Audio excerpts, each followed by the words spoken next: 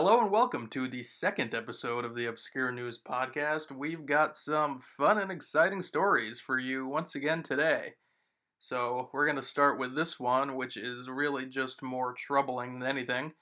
Parents warned after cracking eggs on toddlers' heads in TikTok trend. So, the parents of old used to traumatize their children by beating, spanking them. The ones of new have found completely original ways to do it by turning them into content. Videos with the egg prank on TikTok have been viewed more than 670 million times. I've never really been on board with this TikTok thing ever since it came out. I still have never even downloaded the app. I just think it's not the highest brow kind of stuff. I prefer YouTube where you can, explain your thoughts in a video format as opposed to just very short form stuff. The videos, many of which use the hashtag eggprank, usually show a parent with a young child in the kitchen. The parent takes a raw egg and tells the child they're going to crack it, but instead of doing so in a pan or a bowl, they crack it on the child's head before pouring the egg into a bowl or pan. Why they're doing this, you ask? It beats me. The phenomenon has gone viral, despite it causing some of the children to cry or leaving them looking upset and stunned. In some instances, the child throws an egg back at the parent. God, that video I'd actually want to see. By Tuesday, videos using the hashtag had a shit ton of views, according to NBC, and some of them were clocking as many as 6 million views each. Medical experts have warned that the prank could have side effects, including bruising on the head or spreading germs. So, right, aside from the mental side effects that this could have on these little kids, can also actually cause them physical pain. It's all kinds of fucked up. Man charged with DUI in children Power Wheels Jeep. Indiana troopers aren't playing.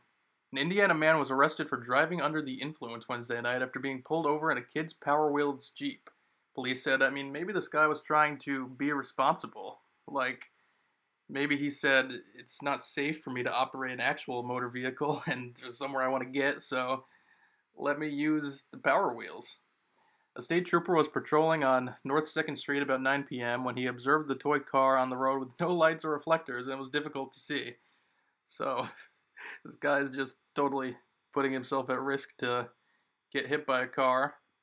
I can't imagine driving on the road and seeing this grown man in a Power Wheels. The trooper pulled the toy car over and noticed that the driver, John McKee, 51 of Vin somewhere, displayed signs of impairment, according to the cops. Yeah, no shit. McKay failed a field sobriety test and was taken to Good Samaritan Hospital, where it was determined that he was under the influence of methamphetamine and marijuana. That's an interesting combination. Usually you take marijuana as a downer and meth as an upper. I guess unless it's a sativa marijuana, at least. He was taken to the Knox County Jail after being slapped with a felony charge of operating a vehicle while intoxicated with a prior conviction. Yeah. These guys tends not to be their first offense when they do something headline-worthy. Speaking of headline-worthy, this one didn't even seem real when I first read it. Georgia man arrested after allegedly stealing porch from neighbor's property. And yes, you read that right. Robin Swanger is facing a felony theft for stealing the full-size 8x10 porch. So he must have hooked up a heavy-duty vehicle to this thing to even be able to move it. Georgia man is charged with a felony after being accused of stealing a porch from a neighbor's front yard, according to the Coweta County Sheriff's Office. He was arrested following the incident. The owner of the property allegedly took the... God, my computer is getting really hot. That's just fucking distracting. Took the porch from, said nothing was available to be taken despite the lot appearing to be abandoned. Investigators said that Swanger passed no trespassing signs in the yard on his way to remove the wooden porch, which was left on the property when the house was taken away. And it goes on to talk about how once they started investigating this, he came back and dumped the porch back on to these people's lawn.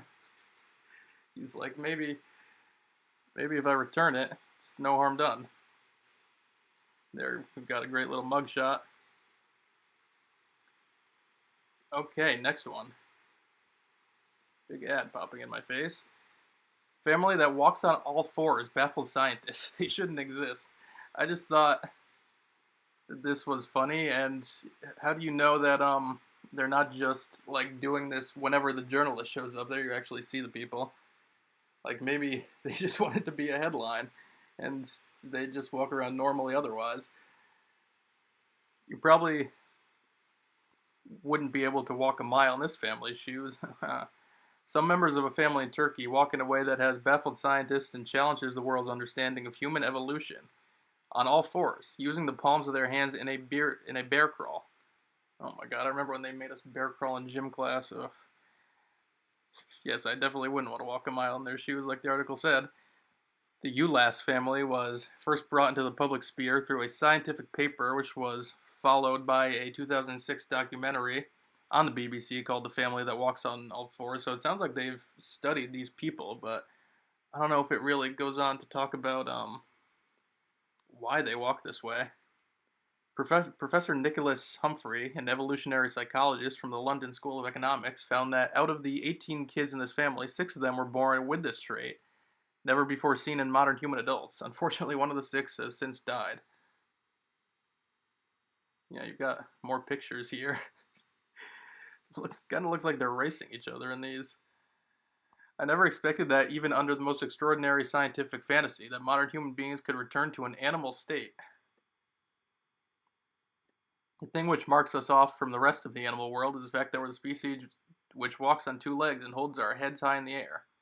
Of course, it's language and all sorts of things too, but it's terribly important to our sense of ourselves as being different from others in the animal kingdom. These people cross that boundary, and it says there might be the missing link between man and ape.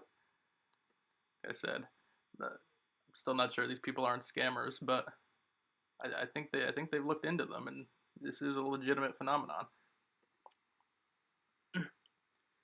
16-year-old girl stabbed to death during dispute over McDonald's sauce. Now, my first question here is, what kind of sauce are we talking about? Is it their cheap barbecue sauce, or is it their delicious sweet and sour? Because depending on that is what determines whether I agree with the stabber or stabbee.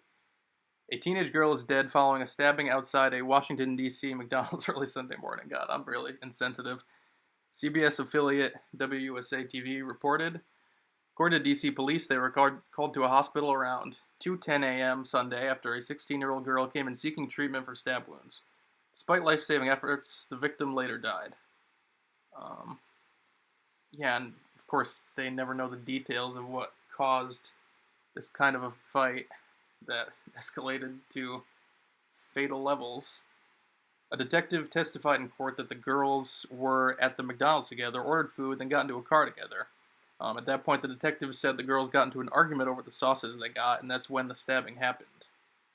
So, I don't know. Maybe one stole the other's boyfriend or something along those lines. I'm assuming it wasn't exclusively the sauce that caused this to happen. Anyway, it's a crazy fucking world out there. Glad I could make you more aware of that today. And we'll be back. I have an idea for a subreddit I want to troll, so that should be our next video. Chatroom Surfer logging out.